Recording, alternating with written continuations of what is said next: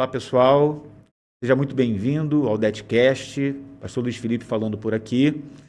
A gente quer dar boas-vindas a você ao nosso podcast, do Departamento de Educação Teológica da UISB.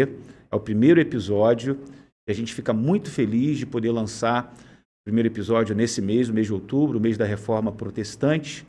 E para iniciarmos, para darmos aí o pontapé inicial do nosso DETcast, a gente convidou uma pessoa muito especial para estar com a gente, pastor Idauro Campos. Eu queria dar boas-vindas a você, pastor Idauro, e dizer que para a gente é uma alegria receber você aqui. Pastor Idauro é pastor da Igreja Congregacional Niterói, Barreto, né? Pastor Idauro foi conselheiro do nosso departamento durante alguns anos. O pastor Idauro é diretor do Seminário Congregacional de Niterói, Teológico Nacional de Niterói, é escritor, né, com várias obras lançadas. Ele vai poder falar um pouquinho aqui sobre as suas obras e a gente fica muito feliz em receber você, pastor Idauro. A palavra é sua, boas-vindas. Fique à vontade. Obrigado, pastor Luiz Felipe, pelo convite. É sempre um prazer atender a denominação, atender um convite do DET. Me senti muito honrado com o convite, ainda mais para tratar de um tema tão apaixonante que é a Reforma Protestante. Como o irmão falou, outubro é o mês da Reforma, então é a época da gente trabalhar e explorar bastante esse tema. Então eu espero que todos que ouçam sejam edificados, abençoados com aquilo que iremos compartilhar. Certo. O mês da reforma, mas eu sei que para alguns segmentos, eles tentam, de alguma forma, ofuscar isso daí, né? E a gente fez questão, na verdade, nós tínhamos programado iniciar em julho o podcast, tivemos alguns ajustes, algumas coisas, e estamos começando agora nesse mês de outubro. E que bom que a gente pode começar o primeiro episódio falando sobre a reforma e os reformadores, né, os temas importantes da reforma. A gente vai desdobrar isso aqui nessa conversa. Com certeza vai ser uma conversa especial. Por quê? Porque a gente está diante de alguém que é um especialista na área. Queria que você, pastor Idauro, pudesse falar um pouquinho sobre a sua trajetória, antes de a gente entrar no tema propriamente dito. Quem é o Idauro Campos, né? Fala um pouquinho da sua conversão, da sua família, da sua formação, para a gente conhecer, embora assim, eu já conheça, muita gente conheça, mas pode ser que algum web espectador não conheça o irmão. Fale um pouquinho de você.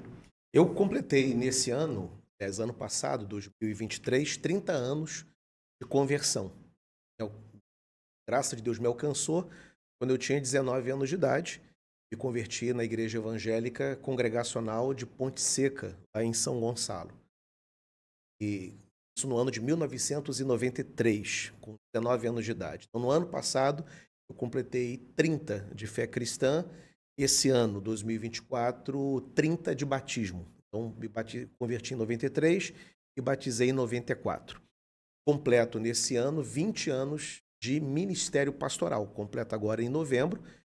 Completei também nesse ano, maio, 20 anos de casamento. Eu e Sandra somos casados há 20 anos. Então, me converti na igreja de Ponte Seca, que fica ali no município de São Gonçalo. Ingressei no seminário no ano de 97, 4 anos após, portanto, a minha conversão. Embora o chamado pastoral ele veio 1 ano após a conversão, no mesmo ano do batismo, quando eu tive o despertamento para o ministério pastoral. Fui conversar com o meu pastor na época, reverendo Moisés Oliveira, junto com os oficiais. Eles pediram que eu aguardasse até o momento que eu estivesse mais maduro para ser enviado para o seminário. Aguardei e depois, já com o pastor Carlos Henrique, teve a transição, a saída do reverendo Moisés e a entrada do reverendo Carlos Henrique, que está até hoje lá, em Ponte Seca. Fui enviado, portanto, para o seminário e estudei na Fluminense, Seminário Teológico Congregacional do Rio de Janeiro, na extensão que funcionava na Igreja Evangélica Fluminense. E nos últimos anos da minha formação, era aqui na sede, aqui no 13º andar, onde nós estamos. Aqui funcionava a biblioteca do seminário. Depois de formado, eu fui me especializar. Aí eu fiz uma pós-graduação em Teologia Contemporânea e de imediato começou a minha experiência como professor de teologia do Seminário Congregacional do Rio de Janeiro, onde eu tinha me formado. Depois eu fui fazer uma pós em História do Cristianismo. Depois eu fui fazer um mestrado em Ciências da Religião. E, por fim, um mestrado em História Social. Então, a minha formação é teologia e tenho formação também na área de História, História da Igreja e História Social. Contribuí, colaborei com alguns seminários, tanto o Congregacional do Rio, o Congregacional do Alcântara, o CT-SERG, Congregacional de Magé, Congregacional de Niterói, onde eu sou o diretor. E outras instituições também, o Seminário Batista do Sul, que fica na Tijuca, professor lá da pós-graduação, Escola de Pastores, que hoje não existe mais. Então, um envolvimento aí com a formação de líderes, formação de pastores. Depois eu colaborei com o DERP, fui presidente do DERP, na gestão Paulo Leite e também gestão do pastor Osvaldo.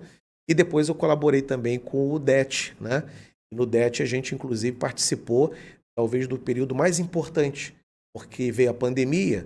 Na pandemia, discussões necessárias tornaram-se muito potentes dentro do departamento, que era a configuração de cursos de EAD, que era já uma deslumbre, mas faltava a execução e aplicação dessas decisões, e na pandemia a gente conseguiu fazer isso.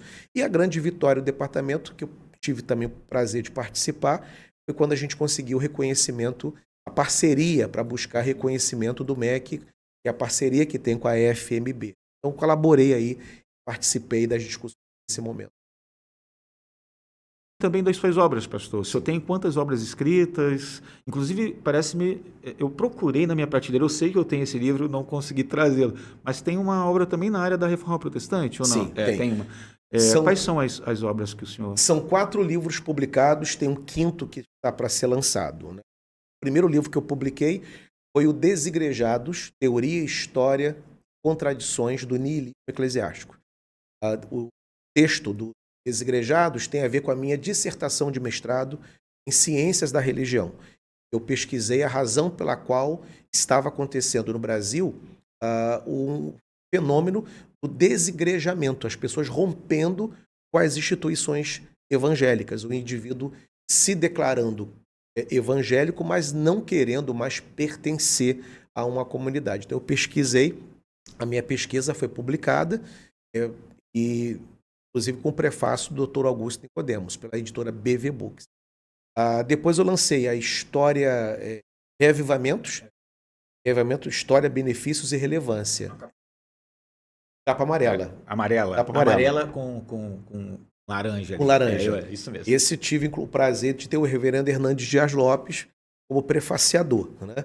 E a História dos Avivamentos eu pego desde a igreja de Jerusalém, que é a igreja que tem uma experiência de surgimento com o derramamento do Espírito Santo, e vamos mapeando na história outros episódios de despertamento espiritual, que é chamado na tradição cristã evangélica de avivamento. Então ali eu trabalho com a Reforma Protestante, o avivamento dos irmãos morávios, até o próprio pentecostalismo também, que aconteceu no início do século XX. Essa obra foi bem interessante também. Depois eu publiquei Desafios de uma Nova Reforma, foi lançado em 2017, e ali em comemoração aos 500 anos da Reforma Protestante.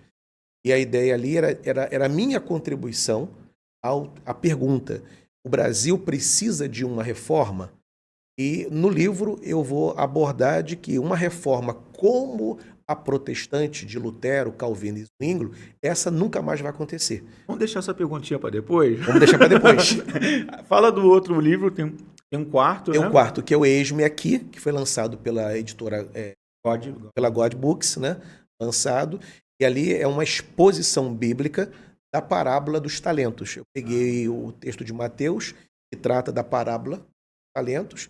São sermões expositivos que eu tive o prazer de publicar pela editora. Você pode depois dar um spoilerzinho? Posso. Do novo? Que Posso. Pelo menos um. E tem um 5º que está já definido. Como eu te falei, eu fiz o mestrado em História Social, né? E o meu mestrado em História Social, eu discuti, pesquisei as relações igreja e sociedade. E o foco da minha pesquisa foi a década de 60, quando aconteceu a incursão no Brasil dos militares, quando eles tomaram o poder, né, e como que as igrejas se comportaram, as igrejas evangélicas, em 64. Então, minha pesquisa se concentrou nessa relação de igreja e sociedade na década de 1960. O livro tem a ver com isso. O livro tem a ver com... É uma pesquisa sobre essa relação. Vamos lá, vamos ao nosso tema então, pastor. Gostaria de falar alguma coisa a mais, assim? Não. Então fala. Nosso tema é reforma protestante. Reforma. Eu disse que livro, Desafios de Nova Reforma. Que fato foi a reforma protestante? Acho que cabe aqui essa pergunta que vai nortear toda a nossa conversa. Que fato foi a reforma protestante? Conte pra gente. A reforma protestante, ela é, sem dúvida, um dos acontecimentos mais importantes do mundo ocidental. É impossível você analisar sociedade europeia, sociedade ocidental, sem você avaliar a reforma protestante. Para você ter uma ideia, grandes temas que foram discutidos, por exemplo, na Revolução Francesa, que é muito conhecida e muito debatida, ela está muito presente nos livros de história, especialmente de finalzinho do ensino fundamental, ali na 7ª, 8ª série, e até mesmo no ensino médio, nos livros didáticos. Tudo que a Revolução Francesa apregou, ou pelo menos grande parte dos temas que ela discutiu, foram antecipados pela Reforma. E a distância cronológica entre os dois eventos é uma distância considerável, porque a Reforma acontece em 1517, a Revolução Francesa em 1789. Então veja o tempo que se passou. E a Reforma, ela antecipou esses temas. Por exemplo, a Revolução Francesa vai trabalhar com a ideia de uma educação que tem que ser acessível à população, né? Uma vez que somente o clero e a nobreza tinham acesso à educação. A Reforma faz isso. A Reforma Protestante, ela antecipa esse tema. Quando os reformadores aplicam, por exemplo, o princípio de sola escritura, somente a escritura, qual era a ideia ali? Eu preciso, como crente que sou, ter acesso ao texto bíblico. Só que tinha um problema. No século XVI, assim como lá no século XVIII da Revolução Francesa, somente o clero e a nobreza tinham acesso à educação formal. A população, pescadores, agricultores, pecuaristas, artesãos, não sabiam ler e escrever. E aí, se é importante ler a escritura, ter acesso, como esse princípio poderia ser aplicado se a população não sabe ler? Então, os reformadores, eles se empenharam em educar a população, criando escolas, fundando escolas, muitas vezes ao lado das próprias igrejas, para que a população fosse alfabetizada. E com isso houvesse uma universalização da educação. Tanto é que os estados europeus, as nações europeias, quando elas foram criar políticas públicas de educação, o mote, o elemento motivador, inspirador do Estado dessas nações foi o movimento protestante. Eles viam o que os reformadores na Alemanha, o que os reformadores na Suíça, o que os puritanos na Inglaterra estavam fazendo e pegaram aquelas ideias e aplicaram como forma de política pública. E aí surge, inclusive, a ideia de educação gratuita, né? Novamente, a Revolução Francesa, ela vai amplamente repercutir essas ideias, mas ela não é a mãe dessas ideias. Os reformadores são os pais da ideia de uma educação acessível a todos. Por exemplo, só para ficar no campo da educação. Legal.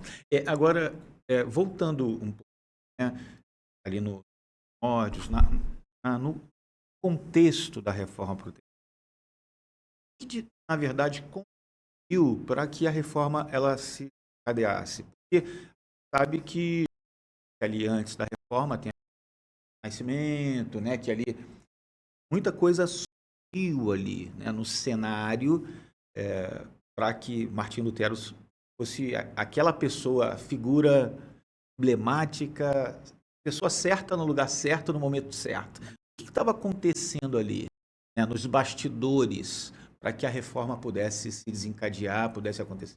Você tem vários elementos históricos que contribuíram para que a reforma protestante pudesse eclodir na Alemanha a partir de 1517. Primeiro, você tem o aspecto cultural, né, que já vinha sendo fomentado. Se a gente pegar, por exemplo, você mencionou o Renascimento e também o próprio humanismo, que eram correntes intelectuais extremamente importantes. O Renascimento era o retorno às obras da antiguidade. É todo um movimento cultural que vai surgir enfatizando o retorno às obras clássicas. E no retorno às obras clássicas da antiguidade, a redescoberta, a valorização dessas obras, isso vai contribuir com a reforma, porque a reforma ela vai ter, por exemplo, um dos seus pilares, o acesso ao texto sagrado. E o texto sagrado, tanto o Antigo Testamento, escrito em hebraico, como o Novo Testamento, escrito em grego, fazia parte desse esforço de retorno às obras clássicas. A Bíblia era considerada uma obra clássica, uma obra da antiguidade. E quando, antes mesmo dos reformadores, os renascentistas valorizaram, inclusive, o texto sagrado, esse elemento cultural vai contribuir, vai ser um afluente nos interesses de uma reforma protestante. Né? O próprio humanismo também, que vai valorizar o indivíduo, né? A ideia de que o indivíduo é importante, que o indivíduo ele tem o seu direito, que ele não precisa, né, depender tanto das instituições, e a reforma valoriza muito o indivíduo na sua relação com Deus. Então termina que o humanismo também foi um afluente intelectual para que a reforma pudesse acontecer.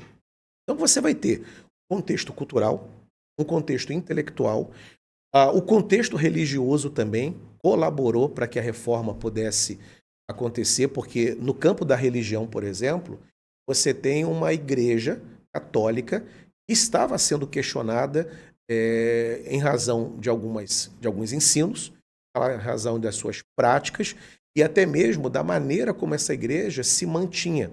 Né? As indulgências, as famosas indulgências que levaram Lutero a fazer os seus questionamentos, foram questionados por outros antes mesmo do Lutero. Né? Então, aquela ideia de uma igreja muito forte que interfere nos países, interfere nas igrejas nacionais, ela estava sendo questionada. Né? Então, a religião católica ela estava sofrendo um questionamento. Então, ela sofre também, ela contribui também para o surgimento da reforma protestante. Se você vai, por exemplo, na área, a imprensa, que tinha sido criada no finalzinho do século XIV, por João Gutenberg, a invenção da imprensa vai colaborar também para a reforma protestante. Porque quando Lutero, Calvino e Zwingli começam a pregar e a ensinar as doutrinas reformadas, eles escreviam sobre o que eles pensavam, né? As ideias eram colocadas nos panfletos.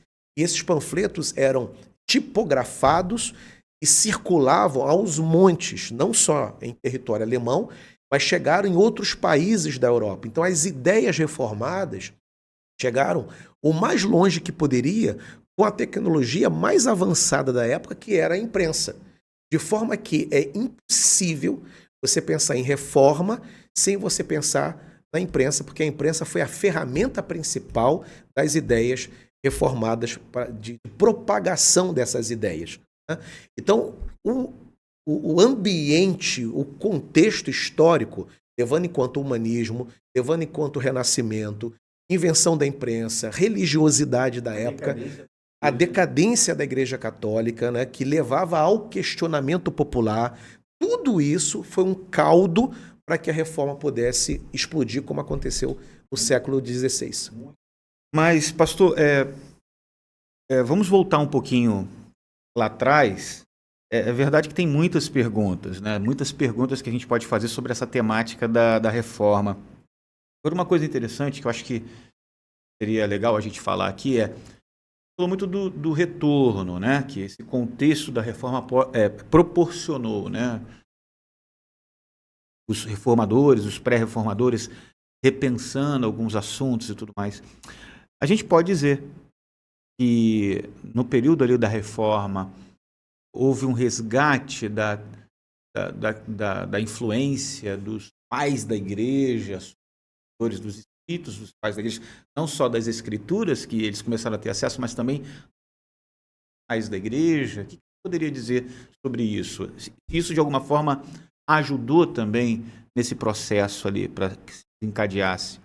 Em alguns temas teológicos, sim. Por exemplo, se você pegar grandes temas da reforma, especialmente da tradição calvinista, tradição reformada, que é a doutrina da predestinação, é uma herança e uma influência direto dos textos de Agostinho de Hipona. Agostinho foi, sem dúvida nenhuma, o maior dos pais da igreja. Olha que, quando você pensa na patrística, você tem grandes nomes. Atanásio, Tertuliano, Orígenes, Irineu de Leão, né? Enfim, grandes nomes que fazem parte do edifício que configurou a teologia. A teologia cristã é um grande edifício com muitos andares. Precisa, né? só de um podcast só para falar sobre isso. Só para falar sobre a patrística. Só para falar. Já fica aí a deixa, quem sabe um dia a gente poder falar sobre esse assunto. É só convidar, será um prazer. né? E, sem dúvida nenhuma, Agostinho ele tem um lugar de destaque muito especial, porque ele foi um gigante da teologia e muito do que nós temos de doutrina cristã foi refinado, pensado e explicado por Agostinho de Hipona. E um dos temas dele, além da doutrina do pecado, que ele muito bem elaborou, né, de que o homem nasce pecador, que nós nascemos com a corrupção, né, que esse é um grande tema também de Agostinho, mas a doutrina da eleição, que foi muito ensinada pelos reformadores, muito atribuído a João Calvino. E, na verdade, todos os reformadores, e não só Calvino, ensinou sobre a doutrina da eleição. O termo doutrina da predestinação ficou muito associado a Calvino porque ele foi aquele que melhor explicou. Ele era um gênio sistemático, muito didático, mas muito do que ele escreveu, por exemplo, ele leu dos textos de Zwinglio, porque Zwinglio, quando falece, em 1531, Calvino era muito jovem ainda. Calvino só vai entrar no movimento da reforma em 1536. Zwinglio já era morto há 5 anos. Então, muito do que ele vai desenvolver de ideias sobre essa doutrina em especial foi escrita por Zwinglio, e, por sua vez, ele, Lutero, Teodoro Beza, Filipe Melanchthon beberam na fonte de Agostinho de Hipona. Então, nesse resgate dos textos antigos, dos textos clássicos, a patrística ocupou um lugar muito importante para os pais da igreja, porque as doutrinas cristãs foram pavimentadas nos 3, 4, 5 primeiros séculos. Então, basicamente, tudo que a gente tem chamada de teologia foi elaborado nos 5 primeiros séculos.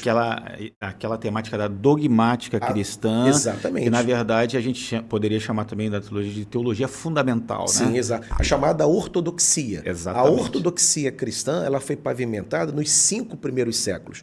Então, os reformadores, o que eles fazem era resgatar muito dessas doutrinas que foram ensinadas e que estavam esquecidas. Né? E que a gente precisa também entender, né, pastor Lidauro, que aquele período ali, o período patrístico, ele tem as suas vertentes. Sim. Também, né? Você tem os pais apostólicos, você Isso. tem os pais teólogos, sim, teológicos, digamos assim, e os pais apologéticos também. Né? Então você tem essas... São 3 grandes divisões que você tem ali. Você tem os pais apostólicos, os apologetas e os polemistas. São os 3 grandes grupos que dividem a patrística, que categorizam a patrística. Muito bom, muito bom. Então, pegando o gancho do que a gente acabou de dizer, quais são as doutrinas centrais que a Reforma Protestante traz para a gente? Antes de você responder, eu queria falar até uma outra coisa. Há quem diga que a Reforma Protestante não redescobre a Bíblia, mas a Reforma Protestante redescobre o Evangelho.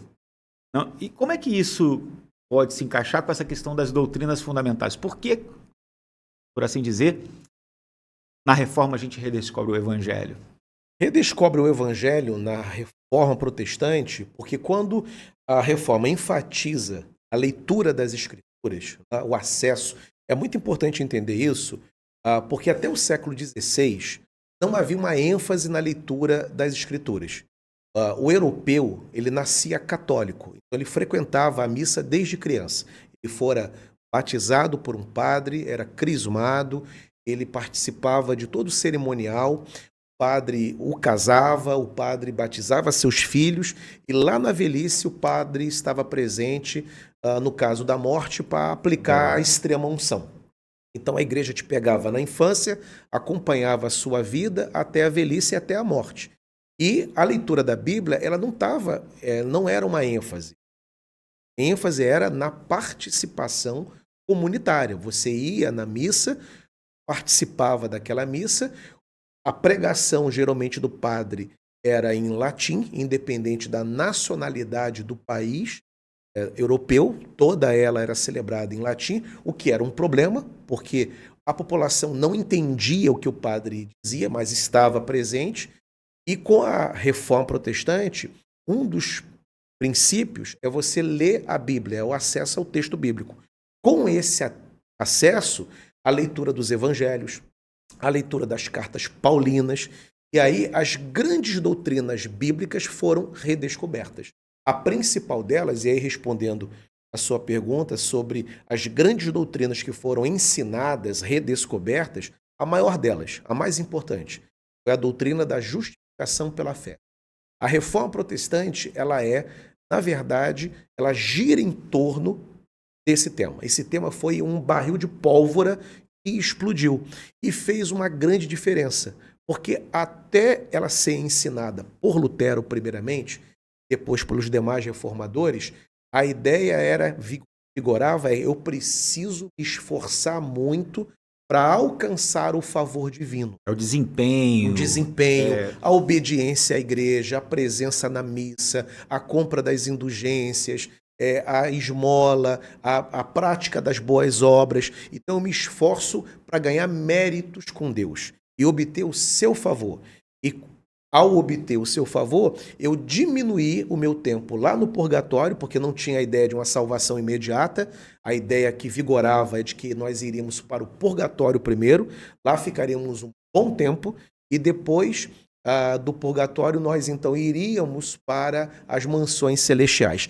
Era isso que o homem medieval acreditava, era isso que a igreja ensinava.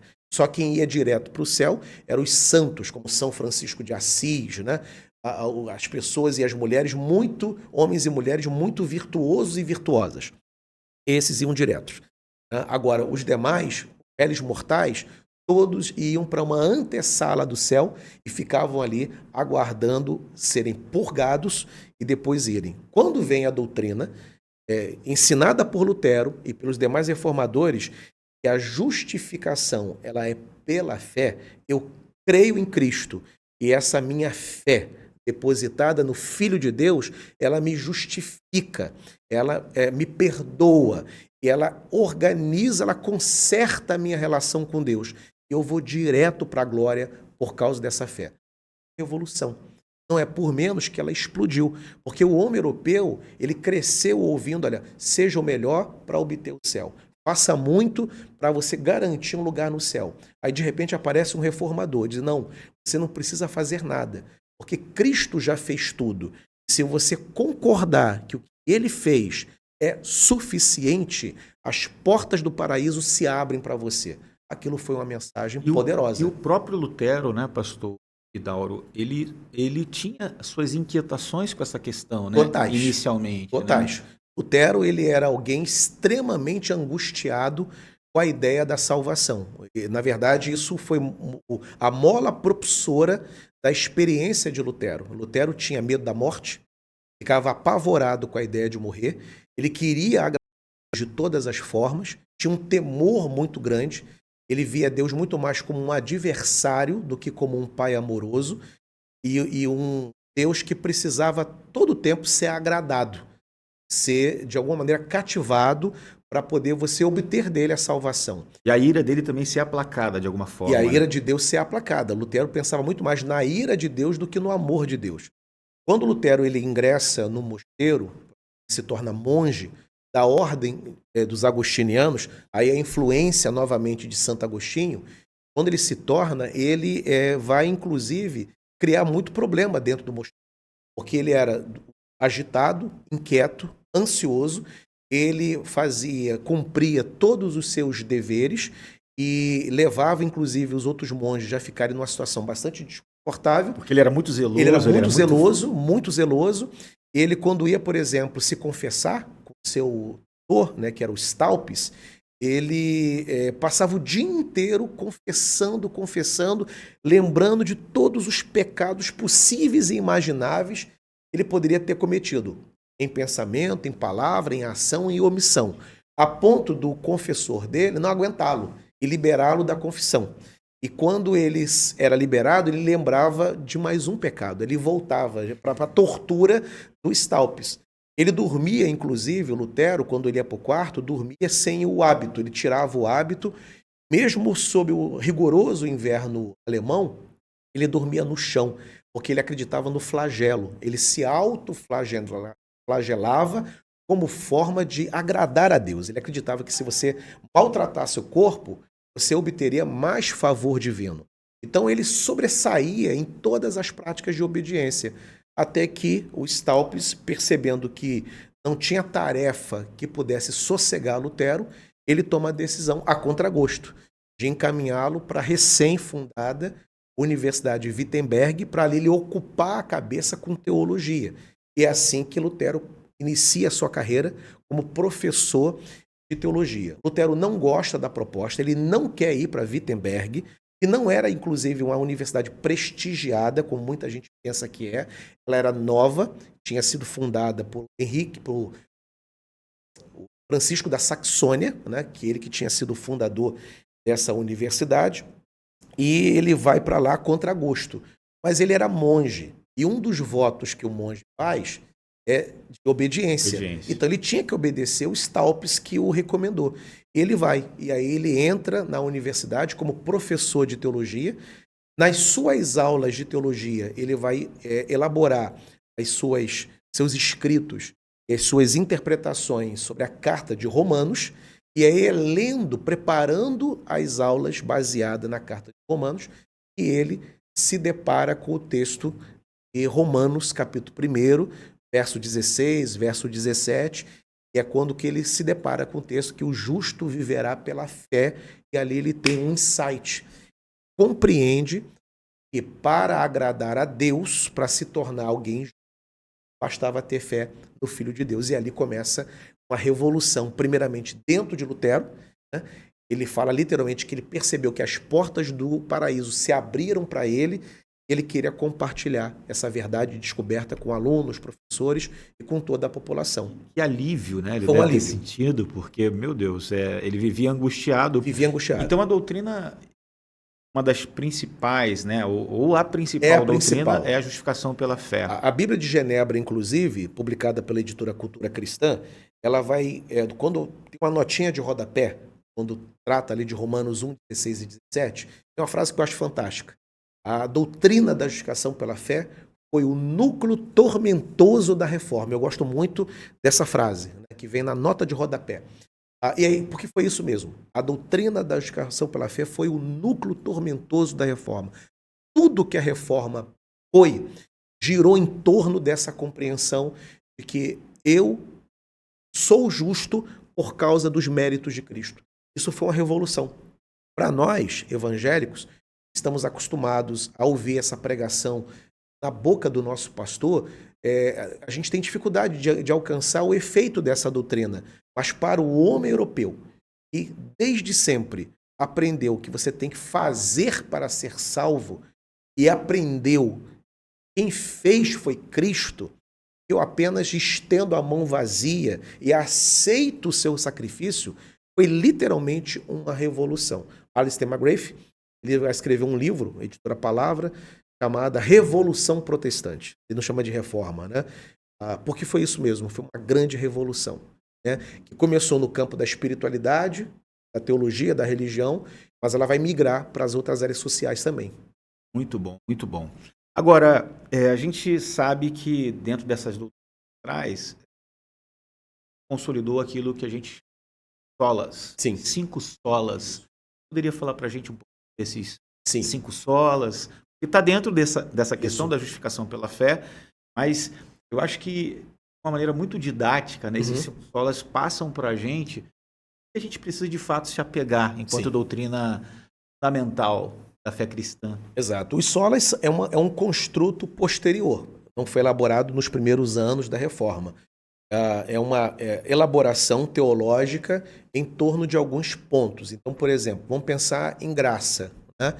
Os reformadores elaboraram a doutrina que está ancorada no postulado sola gratia, né? Significa o seguinte: eu sou salvo somente pela graça. É a graça de Deus que é o agente responsável por todo o bem que eu recebo, né? Tudo é favor divino, tudo é graça, tudo é movimento benevolente de Deus na nossa direção.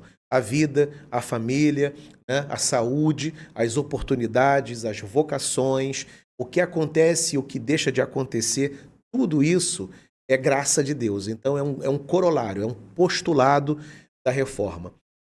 Você também tem sola fide, que significa somente pela fé. E aí está falando especialmente da experiência salvífica, ou seja, eu sou salvo somente pela fé. Não é devido a nenhum atributo meu, a nenhum esforço meu, nenhum mérito, nenhum empenho. Não há nada que eu faça que eu contribua para a minha salvação. Eu sou apenas um receptor dessa salvação e preciso da fé. E essa mesma fé, que é o veículo pela qual eu sou salvo, é graça divina, porque ele é um dom de Deus. Eu não tenho essa fé, é Deus que dá. Então é somente pela... Então é a graça, a fé. Isso. E colocada em quem? Em Cristo. Mim mesmo? Não, em Cristo. Em Cristo. Aí entra o terceiro postulado, né, que é a solo Cristo. Ou seja, Cristo é o único mediador entre Deus e os homens.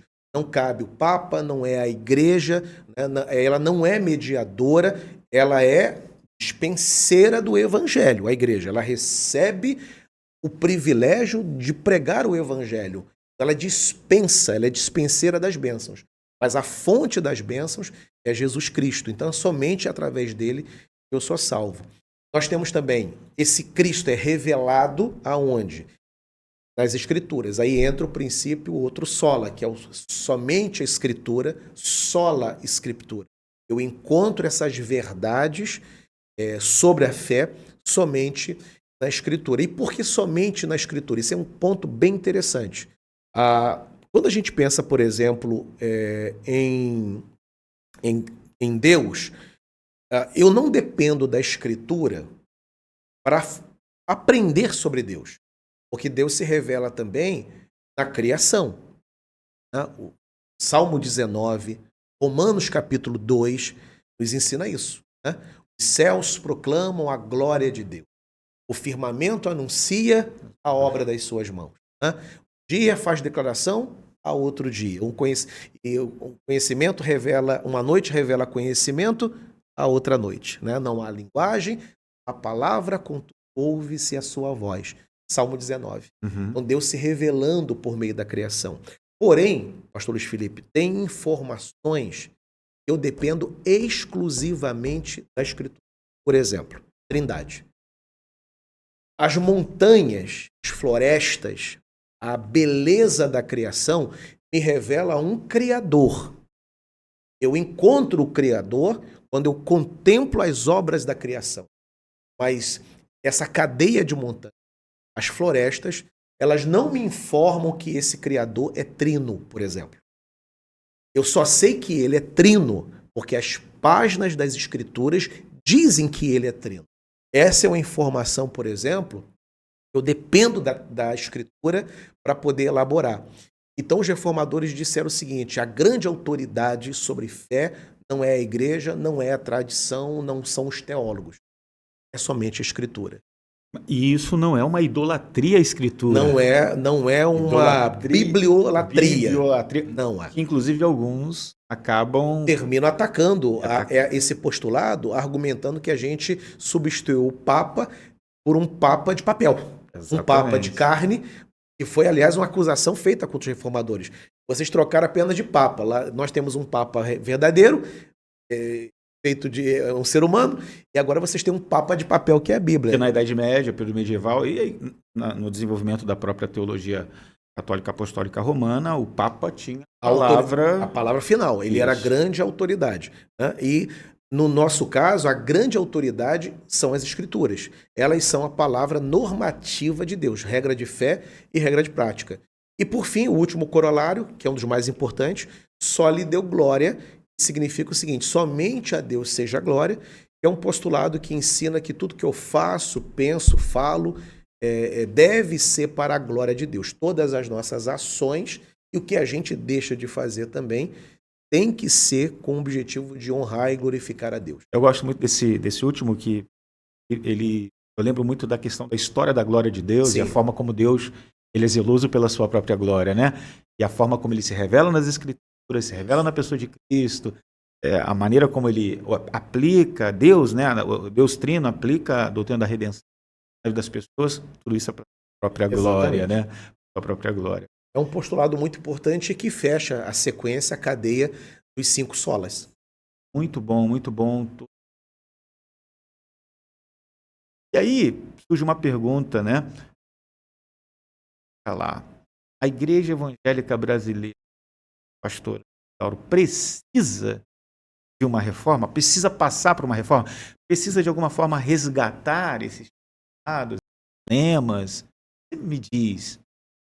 Essa é uma pergunta importante, né? Uma pergunta importante que motivou, inclusive, escrever o livro Desafios da Nova Reforma, que eu publiquei em 2017. Né? Era a minha contribuição a esse debate. Minha resposta a essa pergunta, né? Cada um respondeu de uma forma, eu respondi através do livro. Se a gente pensar, o pastor Luiz Felipe, numa reforma igual a de Lutero, essa nunca mais vai acontecer. Aquela reforma ela foi histórica e ela tinha uma configuração muito clara, né? E ela enfrentou oposições específicas da época. Por exemplo, quando Lutero começou o movimento de reforma, ele não lidou, por exemplo, com o que a gente chama hoje de pluralismo, porque não havia pluralismo no século XVI. Vamos pensar no pluralismo religioso. Lutero não enfrentou isso, porque diante dele só tinha uma estrutura religiosa poderosa no Ocidente, que era a Igreja Católica Apostólica Romana. Né? Então, quando Lutero levanta a sua bandeira, é um ponto contra outro ponto, né? Um único só. No Brasil, vamos pensar em Brasil, que é a sua pergunta, Igreja Evangélica Brasileira. O protestantismo, o movimento evangélico, ele é plural, ele é difuso e ele é multifacetado. Você tem históricos, você tem pentecostais, neopentecostais, você tem várias denominações com várias doutrinas diferentes. Se alguém levantar um movimento de reforma, ele vai contrapor a quem? A qual grupo? A qual denominação? E se ele luta contra esse grupo aqui, quem garante que os outros 10, 12, 15, 20 grupos vão aderir? Então, Lutero, por exemplo, não teve que enfrentar diante dele esse tipo de pluralismo religioso.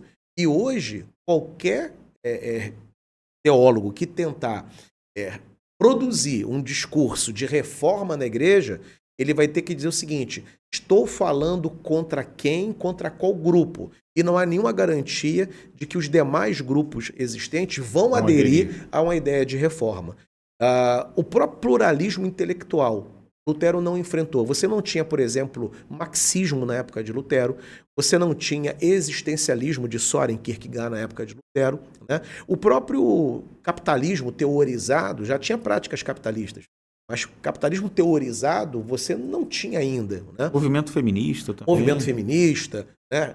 A Revolução Industrial, que veio somente séculos depois, a própria Revolução Francesa, a própria Revolução Puritana e depois a Revolução Gloriosa, que vai acontecer na Inglaterra do século seguinte. Esses movimentos todos eram inexistentes na época de Lutero, né? Tinha, evidentemente, as turbulências, tinha as correntes intelectuais, o humanismo era uma delas, mas não tinha essa pluralidade de ideias que circulavam no tempo de Lutero. Então, a ideia hoje então seria a seguinte: quais são os desafios para uma reforma no Brasil. O primeiro ponto é identificar o que é a igreja brasileira, qual a configuração dela, né, e o que é possível propor em termos de reforma. Qual aquela luterana, calvinista, passou. E no caso, a palavra, o termo reforma não teria a mesma conotação da época de Lutero. Não teria mesmo. Reforma, no caso, seria resgatar algumas coisas. Exatamente. Você tem tensões dentro até mesmo dos próprios grupos reformados, né? Credo-batistas, pedo-batistas, né? Você tem aqueles que não consideram os arminianos como herdeiros de uma reforma, alguns nem os consideram evangélicos, nem consideram irmãos, outros já consideram, irmãos que pensam diferente, mas que são irmãos em Cristo. Quer dizer, você tem discussões internas dentro do próprio movimento reformado. Tem a questão do pentecostalismo, Isso. do continuismo, Exatamente. do cessacionismo. Tem assuntos que... As escatologias que são diferentes, né? O próprio movimento dos desigrejados, que é o niilismo eclesiástico. Enfim, são várias as correntes que circulam dentro da igreja evangélica brasileira. E até a questão do governo e outras Exatamente. coisas mais. Aproveitando isso, claro, essa questão não precisa de uma reforma como aquela reforma lá atrás de Lutero. Mas a gente precisa resgatar algumas coisas importantes, pensar, talvez sentar e pensar. Agora, dentro disso, surge a seguinte pergunta. Você, nós somos congregacionais. O que a reforma protestante tem a ver com congregacionalismo? A partir da reforma, o que aconteceu? Que tipo de movimentos surgiram? Segmentos surgiram? Tradições surgiram? Onde está o congregacionalismo nisso? A relação é direta. Nós somos herdeiros da reforma protestante. A reforma começa com Lutero, 1517, ela começa na Alemanha, mas ela vai chegar em outros países. Ela chegou na Inglaterra, né, de uma forma um tanto inusitada, política, com o rei Henrique VIII, que vai, em 1534, romper com a Igreja Católica e vai fundar uma igreja, que é a Igreja Nacional da Inglaterra, também chamada de Igreja Anglicana. Como foi um movimento que veio de cima para baixo, um movimento político baseado na caneta do rei e nos interesses pessoais do rei, não nos interesses religiosos, né, teológicos, como foi na Alemanha de Lutero, aconteceu que os ingleses dormiram católicos e acordaram anglicanos. Os padres dormiram padres católicos e acordaram pastores anglicanos. Não foi uma reforma teológica de fato, foi uma reforma política. Com o passar do tempo, um grupo de teólogos insatisfeitos com a natureza da igreja anglicana, que não era uma igreja reformada verdadeira, e eles queriam uma igreja bíblica como a igreja da Alemanha, eles começaram a protestar e querer uma igreja bíblica, queriam purificar a igreja, tirar os trapos do papismo, como eles chamavam. Por causa dessa ênfase numa igreja pura, numa igreja bíblica, esse grupo de pastores e teólogos vai receber o apelido de puritanos, né? E esses puritanos, eles serão expulsos da igreja anglicana, porque as lideranças não aguentaram os protestos e as pressões que esse grupo fazia. E de forma que 2.000 pastores foram expulsos. Esse movimento é chamado, na história, de a Grande Expulsão, né? E esse grupo de 2.000 pastores vai dar origem a 3 tradições. A tradição congregacional, isso por volta de 1557, primeiros grupos congregacionais vão surgir. Vão surgir também um grupo presbiteriano e vai surgir também um grupo batista. De forma que os puritanos são os pais dos congregacionais, os presbiterianos e os batistas. Entendi. E isso tem uma relação com o congregacionalismo histórico, né? A gente pode dizer que também tem alguma coisa a ver com a gente aqui no Brasil, porque há quem diga que há uma diferença entre o congregacionalismo histórico, lá, antes de alguma coisa, e o congregacionalismo brasileiro. Explica um pouquinho para a gente isso. A grande diferença entre o congregacionalismo europeu, sobretudo inglês, e norte-americano para o brasileiro é que o congregacionalismo europeu norte-americano, eles são contínuos, né? O norte-americano, ele é herdeiro direto do congregacionalismo inglês. Você tem ali em 1620 congregacionais que deixaram a Inglaterra, né, e atravessaram o Atlântico no famoso navio Mayflower e implantaram comunidades congregacionais nas colônias americanas. E as primeiras igrejas que surgiram nos Estados Unidos, que se tornaria os Estados Unidos da América, são igrejas congregacionais. Colônias congregacionais surgiram logo no momento em que começou a se povoar o novo continente. Já no Brasil, não. No Brasil, o congregacionalismo ele é um construto posterior. Igrejas evangélicas foram fundadas pelo Dr. Cali, que vem da Igreja Nacional da Escócia, de governo presbiteriano. Sua esposa, Dona Sara, ela sim, uma congregacional inglesa. E as igrejas que eles fundaram eram igrejas evangélicas. Evangélica Fluminense, Igreja Evangélica Pernambucana, Igreja Evangélica de Niterói, Igreja Evangélica de Passa Três, e depois essas igrejas evangélicas independentes, elas vão se organizar numa denominação. Isso lá em 1913. E a partir desta organização é que o nome congregacional será inserido. Então tem uma diferença na nossa origem e tem uma diferença em relação à formação de igrejas que não são congregacionais na sua origem, são independentes, são evangélicas, e depois tornam-se igrejas congregacionais. A gente já está caminhando para o final, você vai fazer mais, obviamente, mas eu queria fazer uma última pergunta.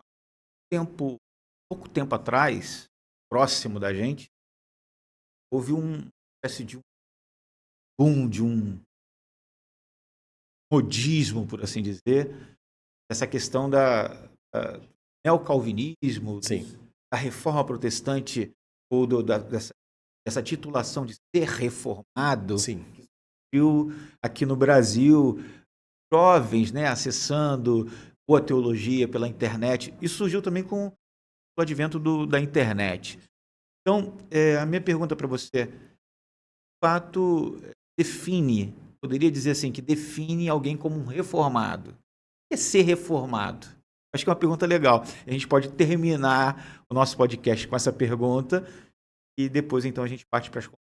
Mas poderia falar um pouquinho para a gente sobre isso? Para ser reformado, é inevitável você aceitar as principais doutrinas da teologia reformada. Não tem como ser reformado e você não assimilar a teologia reformada. E a teologia reformada ela está ancorada em alguns pilares. Um deles, já mencionado aqui, a doutrina da justificação pela fé, a teologia do mandato cultural, que é extremamente importante, tão importante quanto a doutrina da justificação pela fé. Eu, particularmente, tenho um apreço muito grande pela teologia do mandato cultural, que está baseado ali no livro de Gênesis. O homem é o síndico da criação e todas as vocações são dadas por Deus para a glória dele e também para que a humanidade seja desenvolvida em múltiplas carreiras, muitas vocações para poder cuidar. Política, economia, educação, o trabalho em todas as suas variantes. Então, a teologia do mandato cultural é aquela que te ensina que você está aqui para a glória de Deus, né? E, inclusive, a confissão de fé de Westminster, a primeira pergunta do catecismo, né? Qual é o fim maior do homem? A resposta é glorificar a Deus e gozá-lo para sempre. Então, você foi colocado aqui para glorificar a Deus. Essa é uma doutrina importante. Não tem como ser reformado e não assimilar essa doutrina. A Bíblia Sagrada, como palavra de Deus, é uma outra doutrina fundamental para quem quer se definir reformado. A doutrina do sacerdócio universal de todos os santos. Todas as carreiras são importantes e são iguais perante os céus. Na época da Reforma, havia a ideia de que a vocação religiosa está acima de todas as outras vocações. Os reformadores disseram que não. Todas as vocações são importantes, embora os papéis e as áreas sejam distintas de atuação, mas todas elas são importantes. Então, a ideia de que todos nós temos também acesso a Deus, ela está implicada dentro da doutrina do sacerdócio de todos os santos. Então, ser reformado não é uma questão de estética. Né? O culto é de determinada forma, só se canta hino, não tem coral, não. Não está ligada também só à doutrina da soteriologia. Não está ligada. Inclusive, um erro do neocalvinismo é reduzir a teologia reformada aos 5 pontos do calvinismo. A TULIP, que é o acróstico que fala sobre os 5 pontos, as 5 afirmações soteriológicas. Né? Não. A soteriologia ela é um aspecto importante. Detalhe que o próprio Calvino, por exemplo, ele não enfatizou tanto a própria ideia da predestinação, embora se pense isso.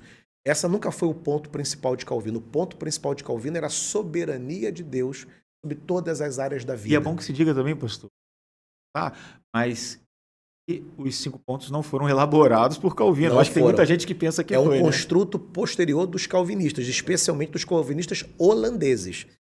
E em 1618 e 1619, no famoso Sínodo de Dort, na Alemanha, eles responderam a um grupo de teólogos arminianos, chamado remonstrantes. Eles apresentaram 5 afirmações sobre salvação.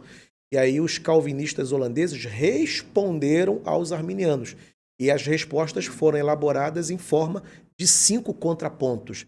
E ficou famoso como os 5 pontos do calvinismo, elaborados no Sínodo de Dort. E que isso tem a ver restritamente com a questão soteriológica. Basicamente soteriológica. E tem gente que acha que ser reformado é pensar soteriologicamente. Só isso. Não. E, novamente, para Calvino, o ponto principal, e aí é uma outra questão que para ser reformado tem que se assimilar, é essa doutrina, a doutrina da soberania de Deus. Deus é soberano sobre toda a sua criação, sobre todas as áreas da vida. Aí é que entra a doutrina da eleição de Calvino. Já que Deus é soberano sobre tudo, ele é soberano sobre a salvação também. Ele não é soberano sobre você, família, casamento, igreja, mundo, universo, e a salvação ele deixa a teu critério.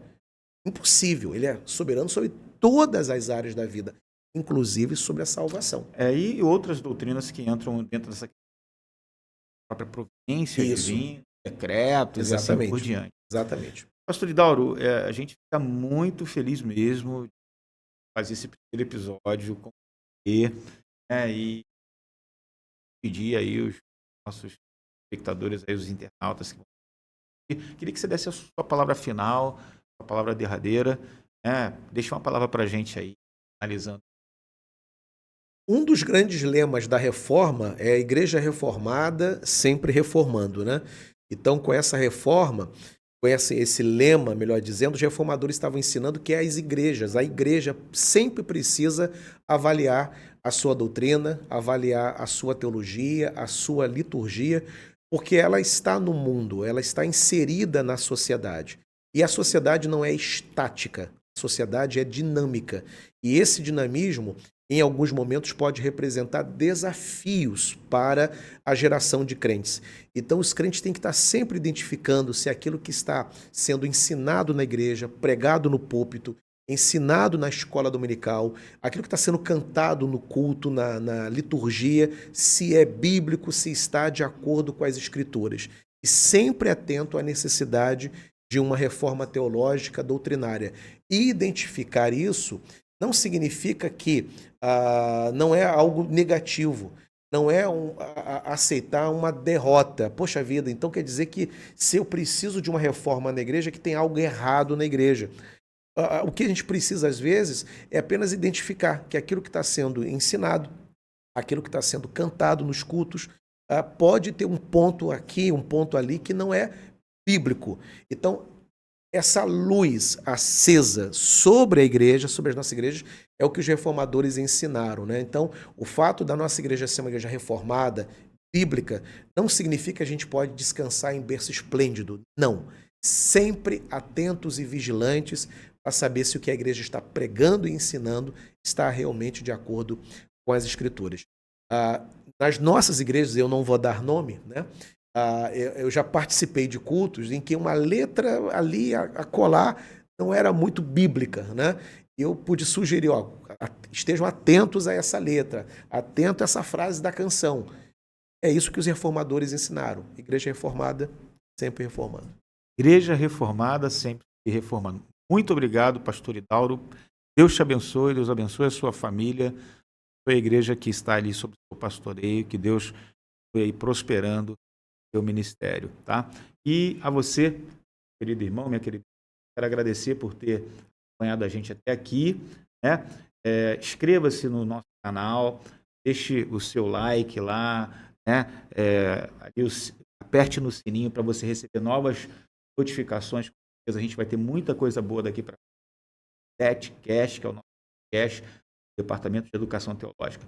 Deus abençoe, grande abraço, fique com Deus.